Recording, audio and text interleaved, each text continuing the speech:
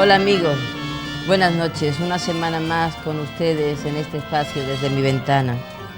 Creo recordar que tantas veces hemos dicho que desde mi ventana veríamos pasar la vida de muchas personas, de todos esos conciudadanos, vecinos nuestros, que forman parte de Marbella, de esta Marbella que tanto queremos, que tanto admiramos. Y les tengo que dar las gracias por cosas que ustedes me dicen por la calle o me llaman por teléfono. Es cierto, sigue siendo el programa de la buena gente y es cierto también que lo que pretendemos desde este programa es quitar acritud y crispación, porque Marbella no se ha hecho a base de crispación, sino todo lo contrario, de colaboración ciudadana, de participación, de una sonrisa al turismo, de la amistad, de la hospitalidad, y así es como deseamos que siga siendo, porque somos muchísimos más los que deseamos adoptar esta postura ante la vida que los que deciden lamentablemente adoptar otra. Hoy precisamente hablando de buena gente tenemos una persona que lo es muchísimo y que además él ha demostrado que después de tantísimos años como lleva en Marbella se siente un marbellero de pro, porque además lleva Marbella en su corazón y la ha defendido en muchísimos momentos a través justamente de sus actividades profesionales. Ya lo han visto, tenemos con nosotros a Paco Miranda. Paco, ¿cómo estás? Muy bien, muchas gracias. Bueno, tú naces en Antequera. Efectivamente, pero permíteme antes de todo, antes de entrar en mi vida, que te agradezca públicamente ante las cámaras el hecho, dos motivos relevantes. Uno, que te acuerdes de mí y me traigas a este programa, y otro, darte las gracias porque tú tienes un programa en antena que verdaderamente es fresco, es novedoso, es sincero y además va con la gente del pueblo y con la gente que verdaderamente hemos forjado entre todos la costa, ¿no? Entonces esos son dos motivos muy importantes para que yo te agradezca el estar aquí y que sigas y combinarte a que sigas con ese ahínco. Muchas gracias, pero personas como tú son las que hacen posible este programa, Paco, y de verdad te lo digo porque hasta ahora las personas que hemos traído todas tenían un fin común: enamorados de Marbella y ser hospitalarios y buena gente. Pues mira, se me pone un poco carne gallina cuando me dices esto, porque es que me lo dicen tantas personas que verdaderamente yo me doy cuenta que Marbella se merece este y muchos programas como este, porque Marbella debe ser un canto permanente a la gratitud. Eso, exacto. Bueno, gracias te las doy sinceramente. Sé que eres una persona, bueno, lo vamos a ir demostrando, súper sensible. Okay. Tú naces en el seno de una familia numerosa y pues, en una casa de 40 habitaciones. Sí, una casa como aquellas casas antiguas, una casa enorme, un casón destartalado, con mucho espacio, y quizás ese espacio era el que hacía que la familia, a pesar de las restricciones económicas que había, pues tuvieran muchos hijos y trataban de llenarlos. Nunca se llenaba porque llenar tantas habitaciones era muy difícil, pero nazco, como tú bien has dicho, en una familia numerosa ya, perdón, porque yo era el quinto. Cuando yo nací éramos el quinto, digamos, desde arriba. Después vinieron otros cinco hijos más, hermanos, ¿no? Es decir, a ti te coge la mitad de los hermanos. A mí me coge justo en la mitad. Que no es fácil, ¿eh? Pues bueno, estoy ahí. No es fácil, porque unos son pequeños, los otros son mayores. El quinto por arriba, porque ahora quedamos 9, ¿no? Entonces, en esa casa, pues allí nacimos. Tú sabes que antes no se estilaban las madres, pues traían los hijos dentro de la casa, ayudadas por un médico, por una comadrona. Y allí nací, allí me crié y allí estuve hasta que empecé ya a salir y a estudiar y todo eso, ¿no? Sí, además quiero hacer un canto, como siempre hago, a los padres de las buenas personas, porque en tu caso, que en gloria estén, te forjaron en valores humanos, ¿eh? Sí, eso sobre todo, bueno, con ello te puedo recordar que nosotros nos reunían diariamente a rezar rosario después del almuerzo.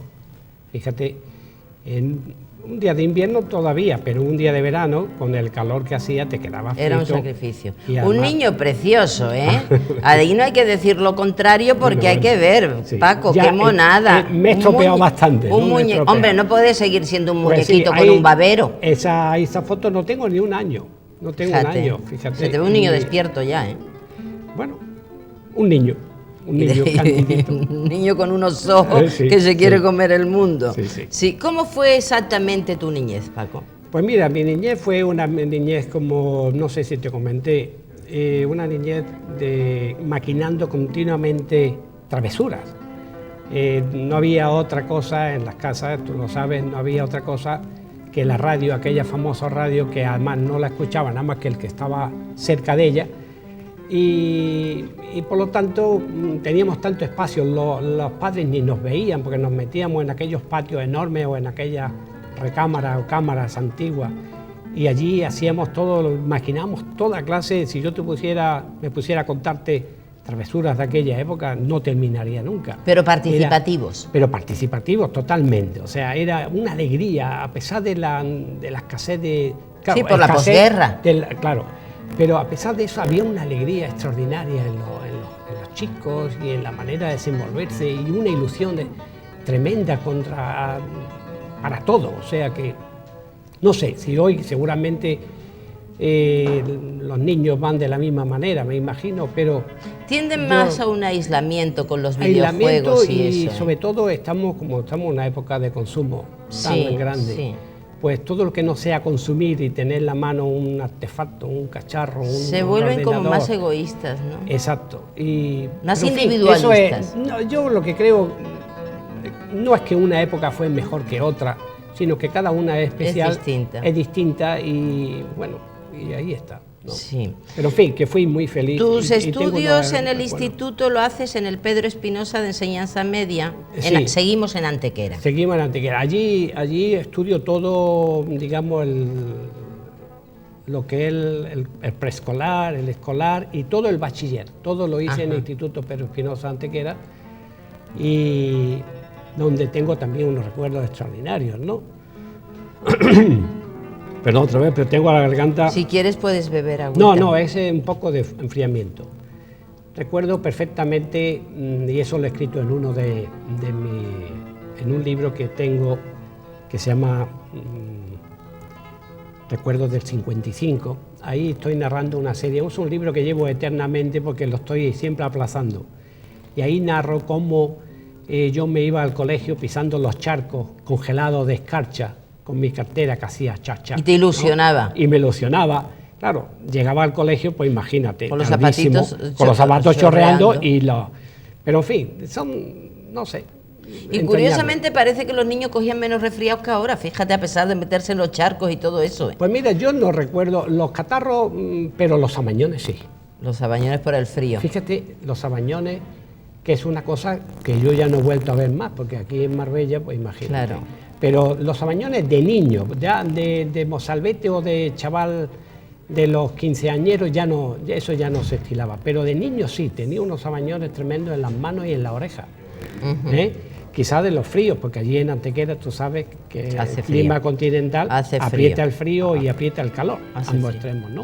Te llega la juventud y con la juventud tú decides, yo creo que optas por algo que es sumamente futurista en aquel momento y que además hoy es presente y futuro y a la vista está, que es el turismo.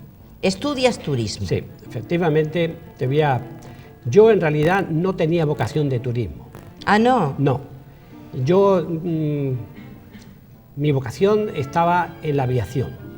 Desde pequeñín, desde que mi abuelo me daba de comer en la terraza de casa y pasaba un avión y me quedaba embobado mirándolo, toda mi vida estuvo centrada en el aire. De hecho, uno de los cuentos de la trilogía, la aviación. Pero mi madre tenía pánico, horror a la aviación. Y no me consintió que yo estudiara piloto. Entonces, teníamos en Antequera un parador, y sigue teniéndolo, en aquellos tiempos el albergue de carretera. Y allí me inicié. Mi madre era muy amiga de iglesias, porque mi madre era una mujer que frecuentaba mucho la iglesia, y la administradora del parador era también una mujer muy, casi beata, vamos, ¿por qué no decirlo? A la antigua usanza. A la antigua usanza. Y allí se conocieron y ella, digamos que mi madre fue la que me inició en el mundo del turismo, porque tenía a sus niños más cerca y así yo entre Madrid y Málaga, Y Antequera, cosa lógica si lo pues piensas. claro, el egoísmo de las madres, ¿no? Que no se separe mi hijo. Pero claro, y por eso ahí me inicié, pero yo no tenía vocación de turismo, ninguna. Aquella época estábamos hablando la época de Pío Cabanillas. Sí, en aquella época él era ministro de turismo, perdón. ¿Cómo se estudiaba? Es decir, ¿se hacían unos cursos, Paco, y te pagaban, te remuneraban, o por el contrario solamente estudiabais y prácticas y lo que era el mantenimiento? Allí se estudiaba y en Madrid me examinaba. Ah. Y después las prácticas al mismo tiempo las estaba haciendo ya en el Parador de Antequera. Allí mismo. Allí mismo. Quiere decir que era muy cómodo, y hasta cierto punto fácil, ¿no? Pero la práctica era que tú realmente estabas en distintos puestos, es decir, pasaste por distintos yo pasé puestos. pasé desde llevar maletas hasta tomar una comanda en el comedor, o recibir un cliente, rellenar una ficha de policía y después pasar a la administración. Ajá. Todo eso, claro, sin cobrar ni una peseta. Claro, porque estabas ahí en prácticas. Claro, yo tampoco en ese momento no tenía grandes necesidades económicas porque estaba viviendo en mi casa, Sí. pero me vino muy bien, claro. ¿Cuántas horas te tirabas allí normalmente? Pues yo no tenía horario. O sea, es que eso es importante. pero, sí, perdona, yo alternaba eso con clases, de ahí sacaba yo mi tesorería. Yo daba clases particulares en mi casa. De apoyo. De apoyo, o sea, que yo daba clases a chavales que estaban en primero, en segundo o en tercero, le daba clases de gramática o de matemática, en fin, me encantaba. Y yo sacaba ahí mis perritas. Además era ya con 16, 17 años, yo, incluso 18, yo era jefe de la Escuela de Aeromodelismo de Antequera. Ah, sí. Entonces también tenía mi gran salario de 250 pesetas al mes. Hombre, fíjate, o sea que- tú te defendías, tú te defendías. Pero claro, yo todo eso... Aprendiste a administrarte muy bien, eso Sí, está claro. sí. Fui, ante todo, te lo digo, y además heredado de mi padre, del que tengo un recuerdo entrañable, fui un comerciante. Ah, sí. Sí. Yo te puedo decir, claro, no me quiero extender mucho, ¿no? Pero te puedo decir que yo con otro amigo y yo, hacíamos canicas de barro. Y entonces las canicas, claro, no estaban bien cocidas, no estaban bien hechas, no eran completamente esféricas y las vendíamos muy baratas. Pero claro, los chicos del barrio después venían a quejarse y nos apedreaban, bueno, Qué había lástima. una aventura. Pero yo tenía en mi casa una cocinera, una señora que se llamaba Pepa, muy fuerte, y esta era la que salía a defenderme a la puerta de casa para que, Es decir, ya teníais guardaespaldas. para que no me diera. Tenía mi guardaespaldas y mi Tenías. protección. Pero en fin, esto como anécdota de mi instinto ya, de que a mí lo que me gustaba era traficar y ganar dinerillo y todo eso, porque era la única manera de Sí, tenerlo. que te no había marcó. otra solución. Estando en el parador es cuando vas a la mili. Estando en el parador, termino el parador y me voy a la mili. Una mili, en fin, como tú tienes en mi guión, una mili muy corta. Ahí tenemos una foto de la mili, ¿no? Ahí estoy jurando bandera y fue una mili muy corta, como te digo, y en esta mili pues también aproveché para hacerme mi pequeño negocio, porque yo era cabo Fourrier y claro, yo mandaba la guardia y los chavales muy contentos me traían tabaco desde Gibraltar y ese tabaco yo lo ¿Tú la revendía hici- porque dónde yo no hiciste la fumaba. mili? Yo en el Camarinar y después me pasé a ¿La Almoraima? a la Almoraima. La Almoraima es bonito. Sí, muy bonito. Allí había una humedad extraordinaria. Precioso. Una humedad extraordinaria. Te puedo decir que mi traje de faena con el que estoy ahora mismo en la foto, pues a los 2 meses ya me quedaba cortísimo, nada más que de la humedad que me había caído. Había encogido por la humedad. Habían cogido por la humedad, entonces parecía 3 tallas más pequeño. Fíjate. Sí, sí. Claro, por eso hay esos pastos que hay por esa zona. Claro, claro. Que hay unos Todo pastos lleno de alcornocales, que yo inmenso. extraordinario. Pero también, bueno, es un recuerdo, en fin, un poco efímero y sin mucha capacidad porque fue muy corto, ¿no? Pero en fin, la hice en la mili, juré mi bandera y me vine para acá. No tuviste mayores problemas, ni restricciones, ni nada. La No, nada. viviste cómoda. No, muy bien, perfectamente. Es después de la mili cuando tú te vienes a Marbella, en el 1964, ya ha llovido, por Exacto. eso dices que te sientes casi marbellero, y es cierto. Claro. En el 1964 te vienes para acá y vienes precisamente a un hotel emblemático, 100%, queridos de todos, porque yo creo que es un hotel que tiene el cariño de todo el pueblo, y que todavía no se había inaugurado, estaba en la preinauguración. No, Meliá Don Pepe, que no se llama Meliá Don Pepe, se llamaba Hotel Don Pepe, a secas, aunque era de la cadena Meliá.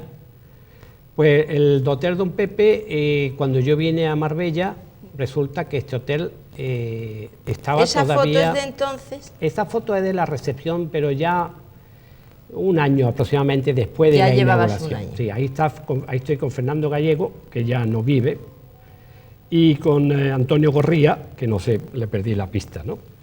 Entonces tú llegaste cuando estaba todavía en la Estaba preinauguración. en la preinauguración, hasta tal punto que ahí pusimos todo nuestro granito de arena para que el hotel se pudiera abrir, porque yo recuerdo perfectamente que el día que se abrió el hotel, debajo de ciertas alfombras y en algunos rincones había todavía escombros y restos de la decoración y restos de virutas, de madera, de todo esto, ¿no? O sea que se tuvo que inaugurar porque era la única manera de hacerlo, era así. O se abría en aquel momento, además al inicio de la temporada, o no se abría.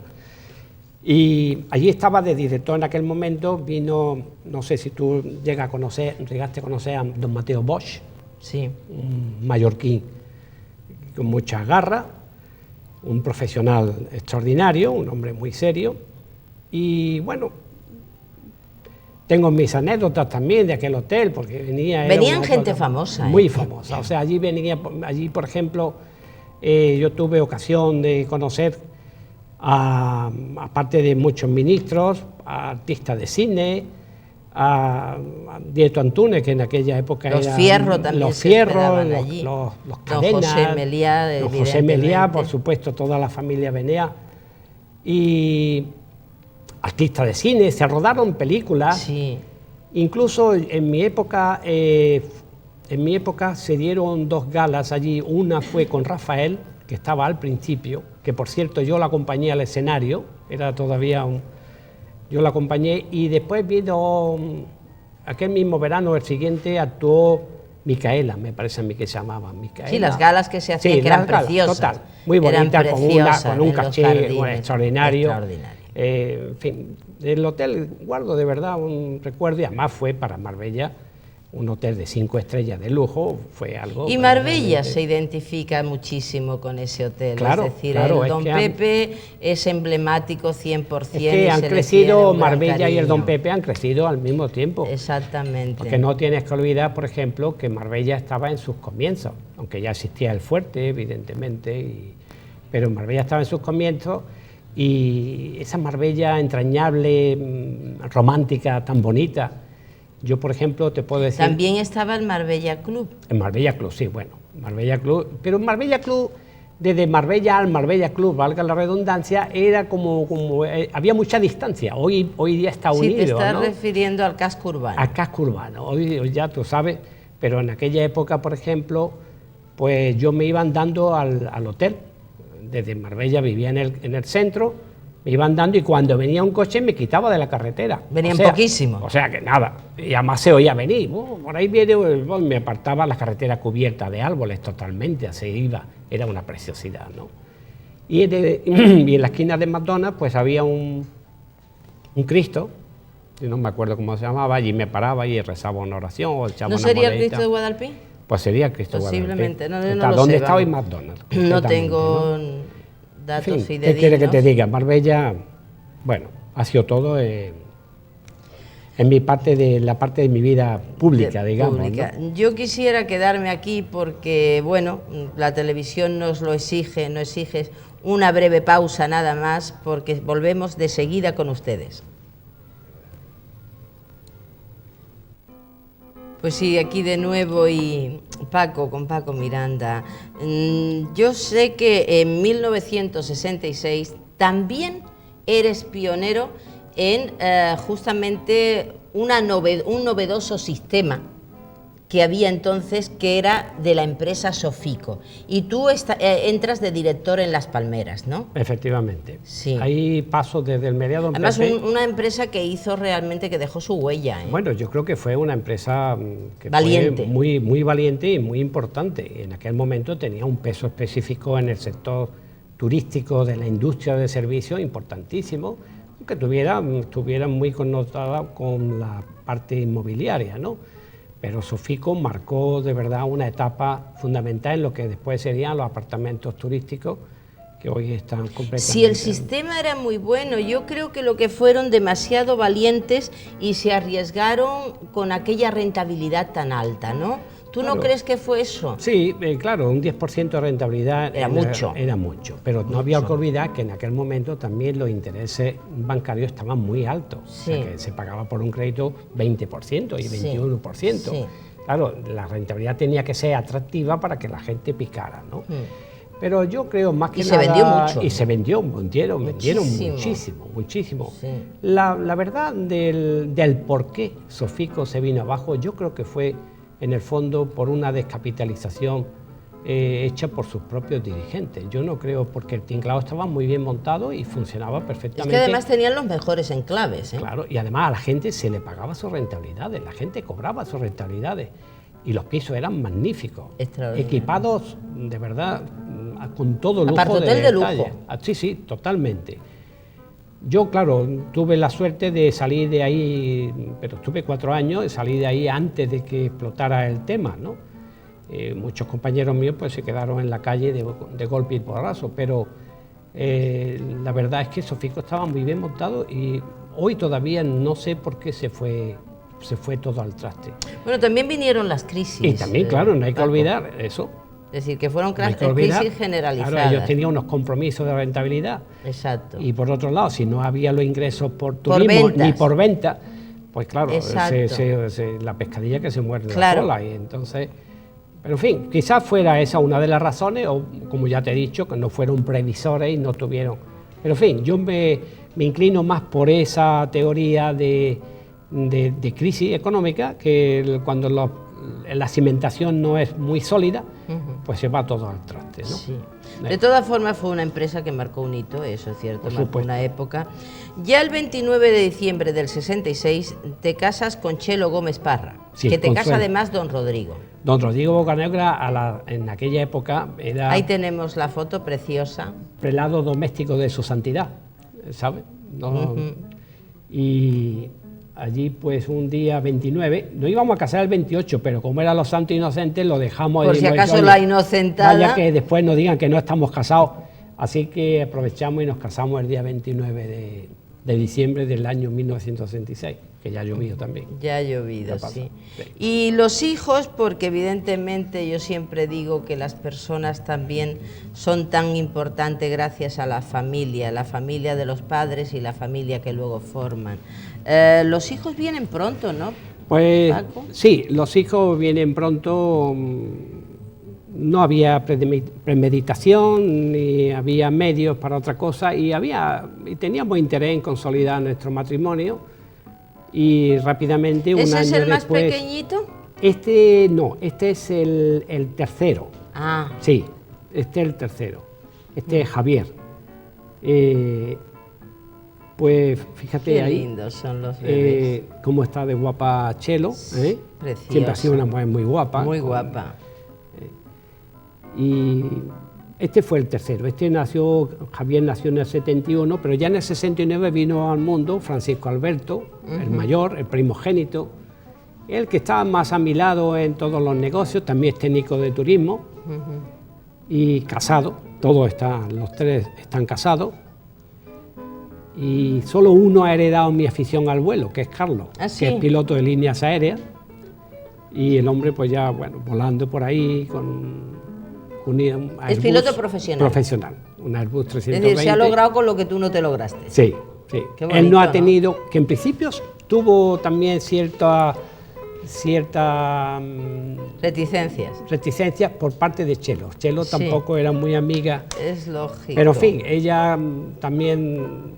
Cuando yo me hice piloto... ¿Esa avioneta es tuya? Esa no, esa es del Aeroclub. Del Aeroclub. Yo tengo ahí, no sé si va a salir otra foto, pero es parecida a esta. Es una Piper, una Papa Alfa 180. Sí, yo quisiera que me comentaras otra cosa porque es sumamente interesante analizando tu vida, que es que has sido valiente y has estado en avanzadilla. Me refiero incluso dentro del mundo del turismo, has estado en avanzadilla, porque realmente antes de que viniera el timeshare, tú ya estabas en un sistema de vivienda compartida, de proindiviso. Sí, justamente después de Sofico, que no lo tengo muy claro si fue después cuando me fui a San Pedro Alcántara, a Lindavista, al complejo turístico, pero en fin, con Europa Renta Sociedad Anónima trabajé un cierto tiempo como director comercial. Y eran los pioneros, ¿no? En aquel momento además ni se llamaba time sharing, se llamaba... vivienda compartida, ¿no? Ni vivienda compartida. Era una vivienda que la compraba entre 4 personas. Sí, tiempo o sea, vacacional. Cada uno compraba un 25%. Un proindiviso. Un proindiviso, compraba un 25% y así se vendió toda la urbanización El Pirata. El Pirata, donde se inauguró un magnífico restaurante, que no sé si tú tienes alguna foto de... Posiblemente salga. Pero en fin. Y esos fueron, de luego, los pioneros. Ellos tuvieron una vista comercial muy grande. Los chicos estos, hermanos Carlos y cogieron una zona León, bonita, una zona muy bonita y sobre todo mucho valor, porque le echaron... Aquello estaba aislado. Sí, pero se vendió todo perfectamente. Y se inauguró un restaurante que después, bueno, pues no tuvo éxito porque era demasiado restaurante para una época en que no... Sí, es cierto, es cierto. El Pirata, restaurante Pirata, justamente que había un cocinero que venía del Meliá Don Pepe. Es en 1974 cuando ya obtienes tu título de piloto de aviación. Efectivamente. Entonces ya te logras con aquello que había estado siempre en tu mente, exactamente, ese deseo volar. Interior, lo afloraste y lo conseguiste. Sí. Tuve la suerte de poderlo lograr, porque no sabes lo que significa para una persona que ha soñado con pilotar una máquina más pesada que el aire. Pues yo te puedo decir, Inmaculada, que yo en mi casa me he tirado hasta con un paraguas desde un balcón de mi casa al patio para ver si estiro paracaídas. O sea, claro, me pega un cebollín ahí en el suelo.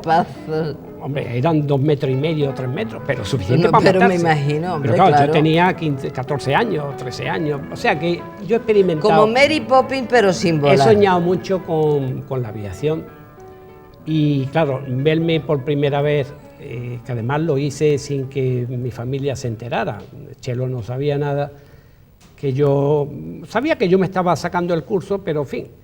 Y el día que me dieron la suelta, pues fue prácticamente como el día más feliz de mi vida, ¿no? Imagínate, verme ya solo en el aire, con una máquina y, bueno, una sensación inenarrable. O sea, tú no tienes palabras. Y un logro, todo un logro fue en tu vida. Sí. Sí. Lo malo que tienen los logros es como cuando definimos la felicidad, que es la ausencia de deseo. Es que inmediatamente tiene otros deseos. Claro. Eso es lo peor que tiene. ¿Sabes? Pero tú lo has sabido llenar muy bien en tu vida y vamos a llegar muy pronto a eso. Es decir, después pasas a director general del Saladillo. Efectivamente. Que además, Paco, si nos paramos a pensar, ¿qué cambia dado esa zona? Sí.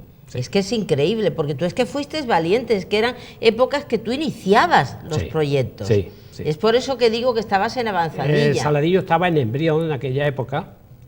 Era también inmobiliario y turístico, porque yo tuve que viajar muchísimas veces a Alemania y a Holanda, a Bélgica, para captar clientela. Y allí yo conseguí un contrato con una empresa holandesa, de Rotterdam, y traíamos autobuses enteros de gente y que muchos de ellos después compraban. Sí. O sea que teníamos el apoyo turístico, lo teníamos para el desenvolvimiento de nuestra misión. Y sufríamos era traer grupos charter de inversionistas, porque hay que ver cuando nos llovía en fin de semana lo que sufríamos, se nos venía todo abajo. Y yo eso digo, hemos hecho Marbella en la medida cada uno de sus posibilidades, pero lo hemos hecho a base también muchas veces de sufrimiento, con mucho amor, mucha alegría, poniendo todo nuestro horario, nuestro interés. Mejor dicho, no teníamos horario, horario ni teníamos días, pero lo que sí es cierto cierto que se ha sufrido. Es decir, y que muchas veces decíamos, oye, que es que está expuesto todo en este vuelo que tengo que vender y que si me sale lloviendo, fíjate tú. Sí. No, y tú sabes porque en verano no hacíamos los vuelos, lógicamente, claro. que era cuando estaba garantizado el tiempo. Y tú sabes que el turista nunca quiere que llueva aquí. Exacto, O sea, exacto. Entonces, ¿cómo le puedes tú...? Sí, además era dificilísimo por la mucho flamenco que le metieses. Marbella tenía que ser la eterna primavera, Sí, y claro, sí. eso... Pero Eso. bueno... nos pedían, es más, nos pedían que le garantizáramos el tiempo. Y hubo empresas que le garantizaban Sí, el hicieron tiempo. pólizas. Bueno, pues sí, eso ya era fue ya muy un poco arriesgado. peregrino, ¿no? Eso, exactamente. Eso era un Y poco- es que hay una cuestión que lo comentamos en nuestra entrevista previa y que los dos coincidimos. Quienes hemos colaborado a hacer esta Marbella, digamos, desde esos tiempos de los 60 y tantos, otros muchos antes, la verdad es que hemos sido todoterrenos. Sí. Pero comentábamos en esa entrevista que tuvimos que teníamos tanta dignidad que todoterreno sí, multiuso no.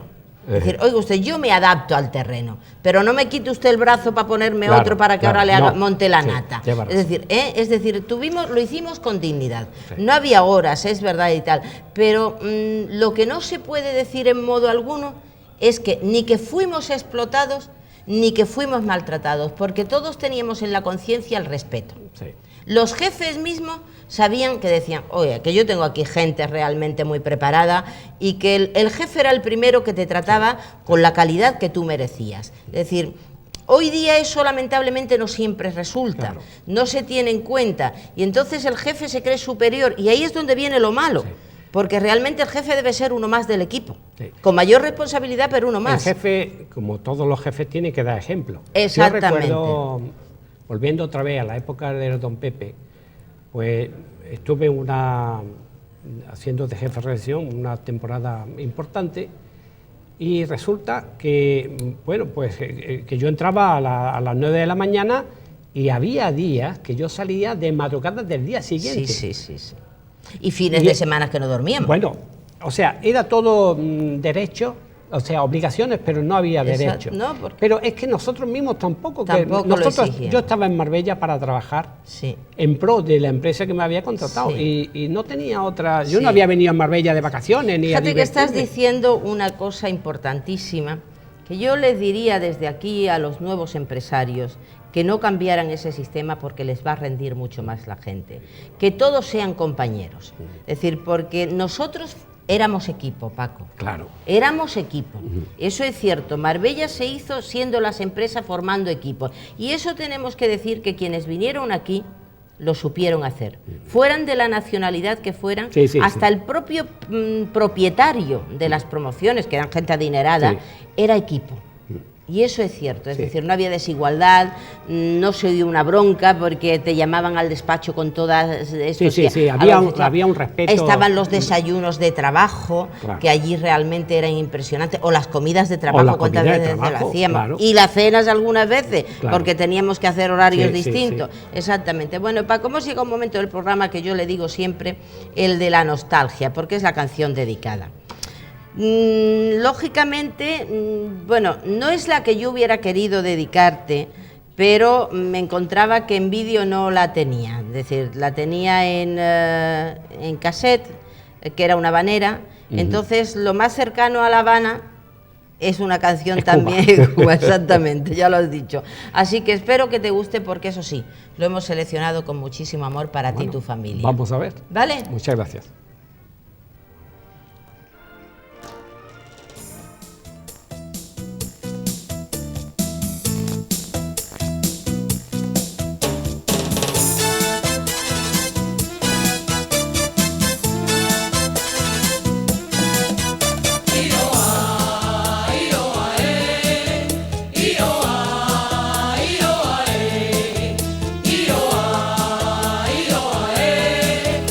Ioa,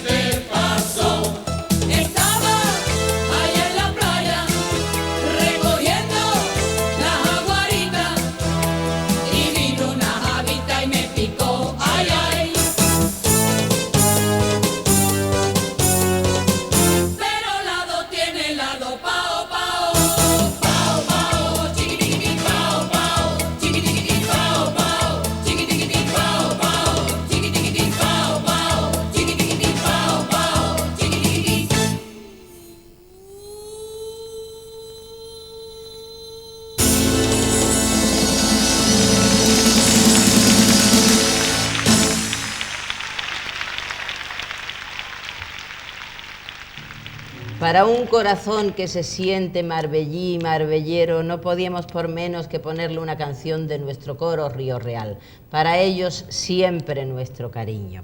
Muy bueno, bonito, ¿eh? ¿verdad? Precioso, muy bonito. Además precioso. es que son admirables porque trabajan, son trabajadores, Sí. además cantan de maravilla, componen sus canciones, se mueven, montan sus espectáculos. Es que Sí. de verdad es un orgullo para Marbella tener personas así, Que eso sí. es cierto. Vamos a Y apoyarlo. todos muy buena gente, que además Eso es lo volvemos a lo principal. mismo. Vamos a apoyarlos totalmente. Totalmente, claro. es cierto.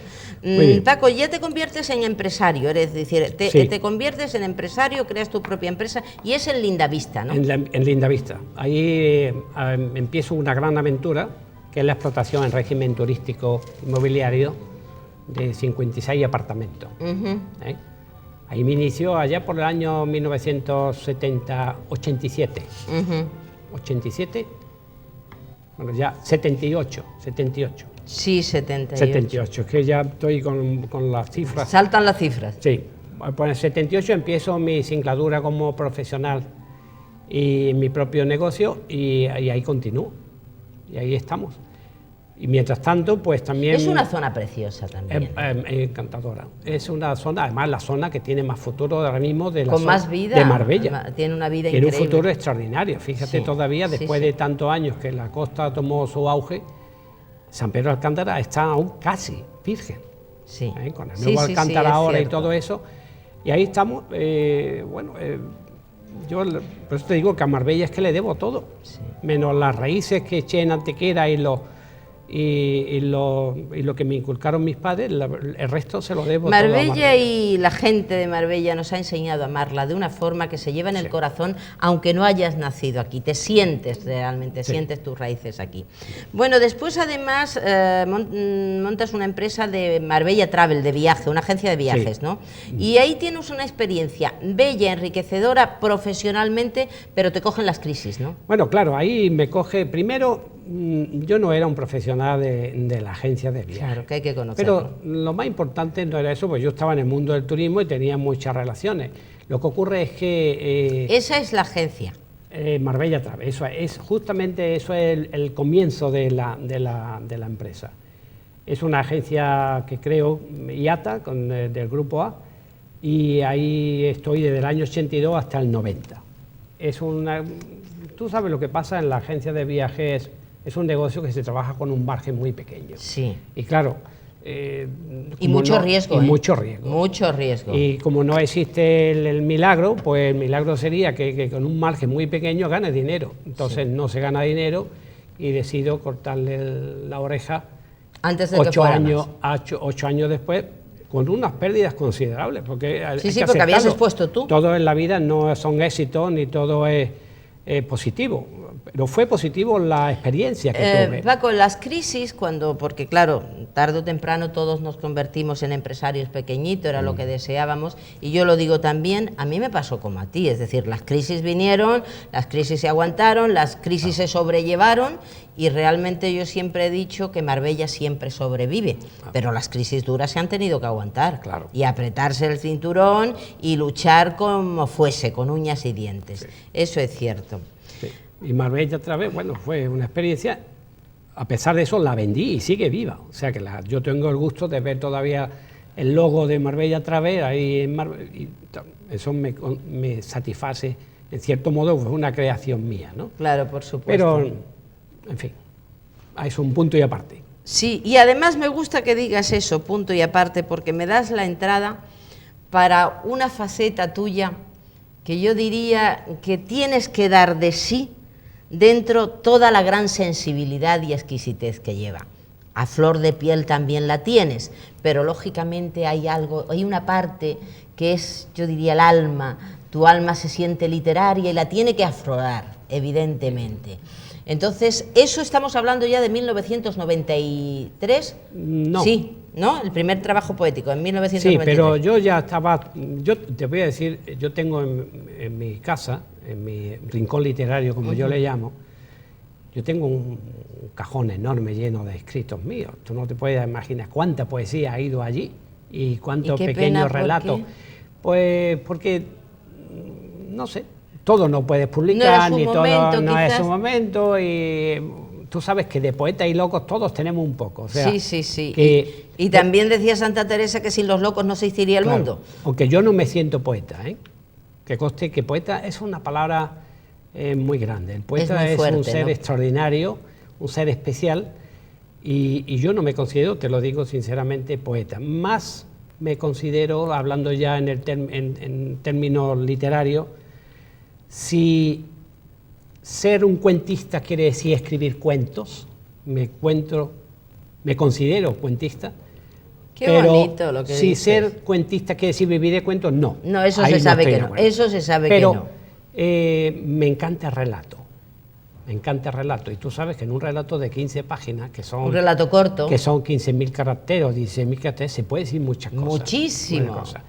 Pero te digo que poeta no me considero y tengo ciertas poesías, que no sé, yo he traído una ahí, que fue mi primera publicación. Exactamente, esta fue la primera justamente.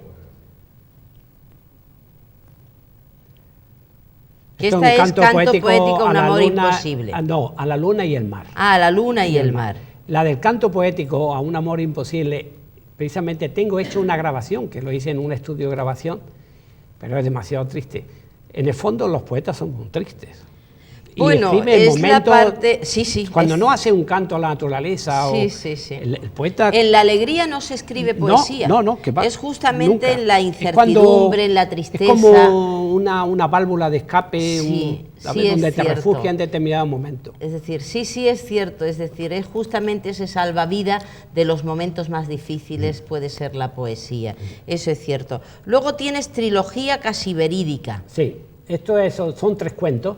Ajá. Que escribí en mis comienzos también. Ya te digo, tengo otros trabajos que no me lo he traído por un pequeño error mío, pero esta trilogía es muy simpática. Yo lo hice, fue una tirada de 500 ejemplares nada más y lo repartí casi entre mis amigos, ¿no? Lo de Canto Poético, un amor imposible, ¿cómo era? Porque es que el título es impresionante. Sí. Bueno, pues es una poesía que, ya te digo, tiene su fondo musical, es preciosa, pero es triste, muy triste. Pero es una poesía que yo monté por un estado anímico especial en 2 madrugadas de las que yo me suelo hacer. Porque tú escribes de noche mucho, ¿no? Escribo de madrugada. De madrugada. De noche no valgo un duro, o sea, quiere decir que la noche... Es al despertar el alma. Es al despertar, cuando yo llevo 5 horas durmiendo, para mí ya una eternidad, entonces me levanto fresco y con la cabeza diáfana para crear. Sí. Y me encanta. Sí, me encanta, ¿sabes?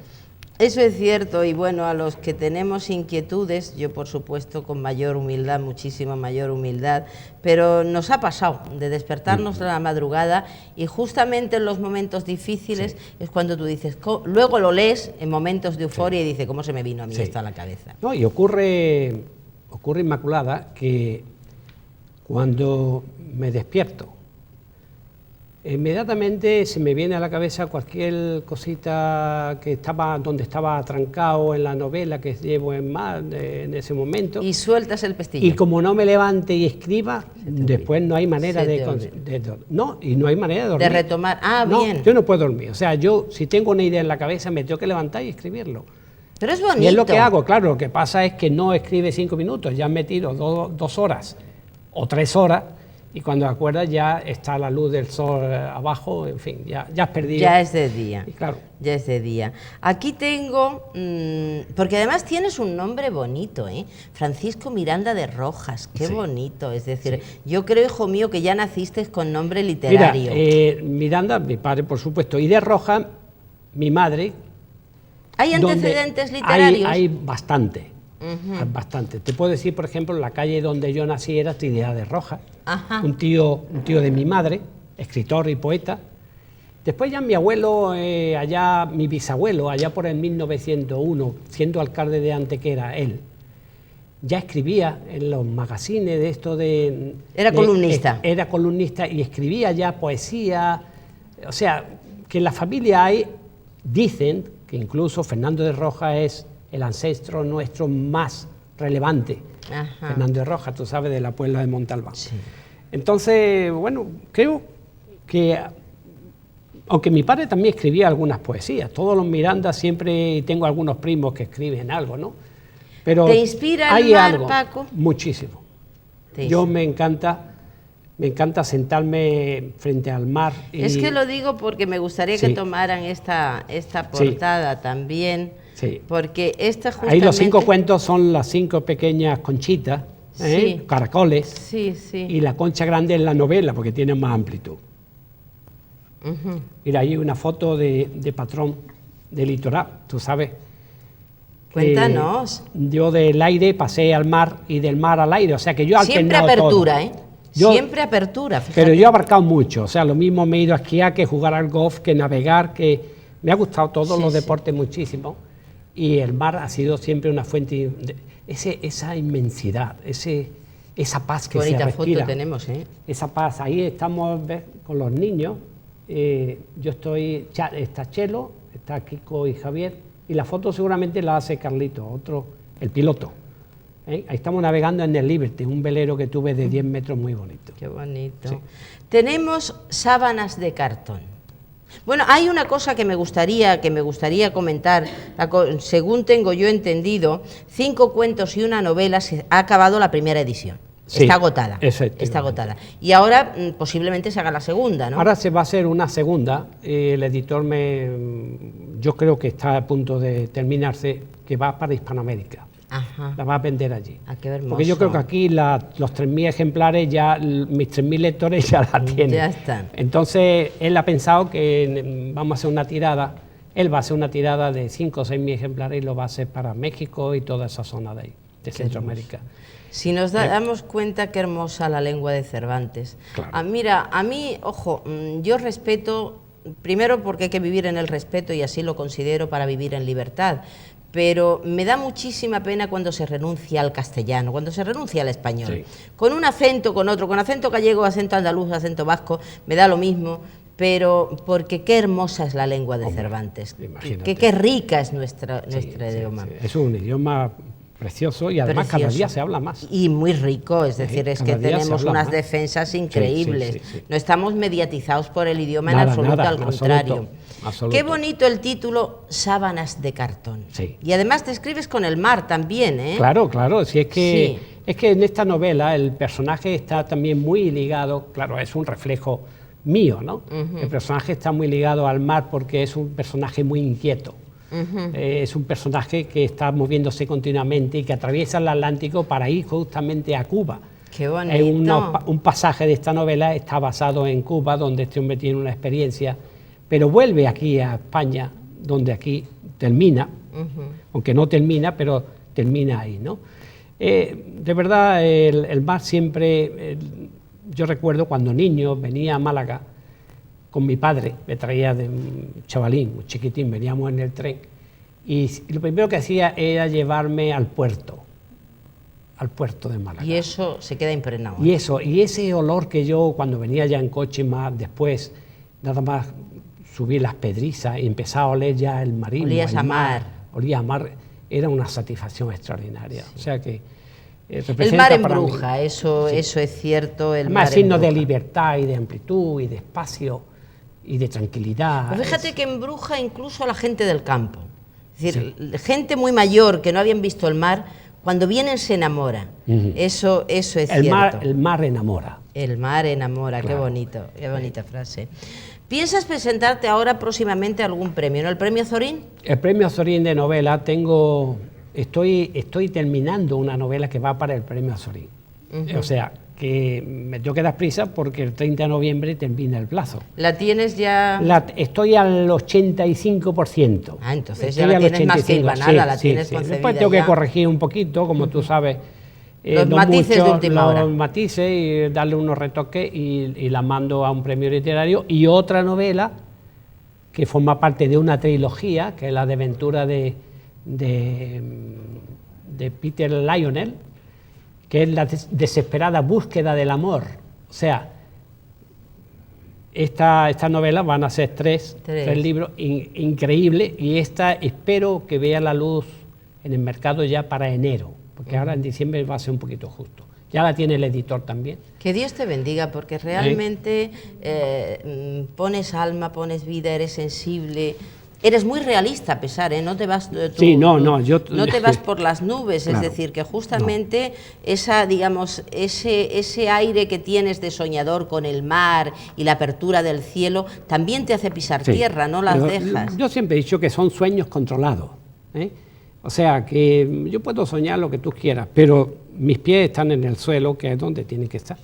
Si no para terminar, tenemos una anécdota muy curiosa, porque ya me están diciendo que se está pasando el tiempo, me están haciendo el aviso. Ya sabes que aquí nos echan los toros a los corrales rápidamente. Pues es decir, está el tiempo. Bueno, pues te tengo que decir algo que me ha llamado la atención, que es que tienes una página web, me imagino que es.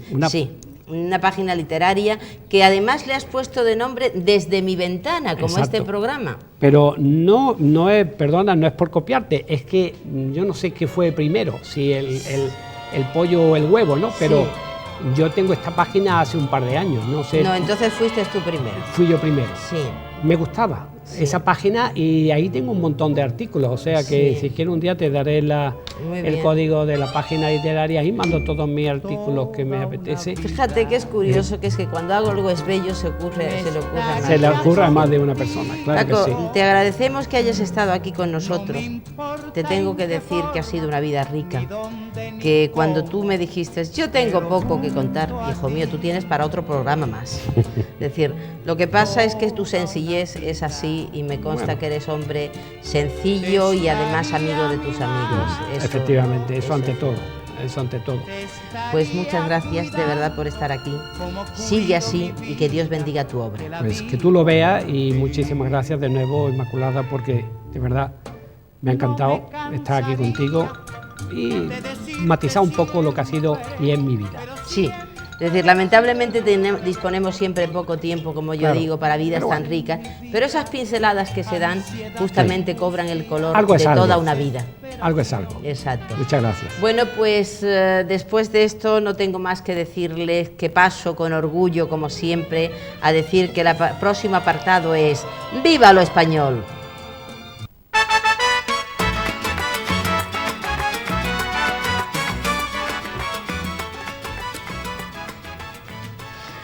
La flor de los cantes, Ana María González, una chica que pisa fuerte ya, realmente ganó el primer premio de Lucena del Sueño de Coplas y que la traemos para todos ustedes. Yo tengo que decirles que esta canción, como siempre, se la dedico a toda la buena gente, pero en este caso muy especial por nuestro invitado de hoy, a la gente del mundo del turismo, cómo no, los que están en hoteles, en apartoteles y también a los de las inmobiliarias que trabajan, que hacen por un futuro de Marbella, en fin, todos, el pequeño comerciante, todo, pero especialmente al mundo del turismo, permítaseme esa licencia hoy. Y les tengo que decir que no olviden que esta canción, cuando se le dedica, lleva todo nuestro amor. La flor de los cantes.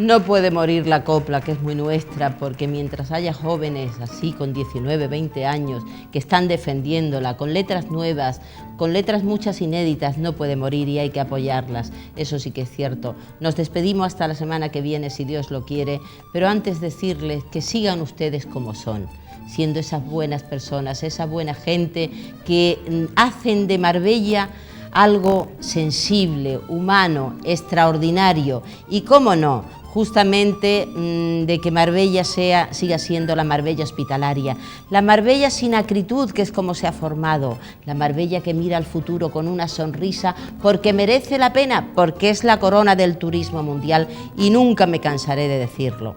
Si algunos tienen acritud, peor para ellos, pero no olviden que el que siembra viento recoge tempestades. Siembren amor y amistad, que recogeremos un turismo de clase, de calidad, como debe ser. Así que para todos ustedes, hasta la semana que viene, nos despedimos con un besito y ya saben, no se olviden, sean felices.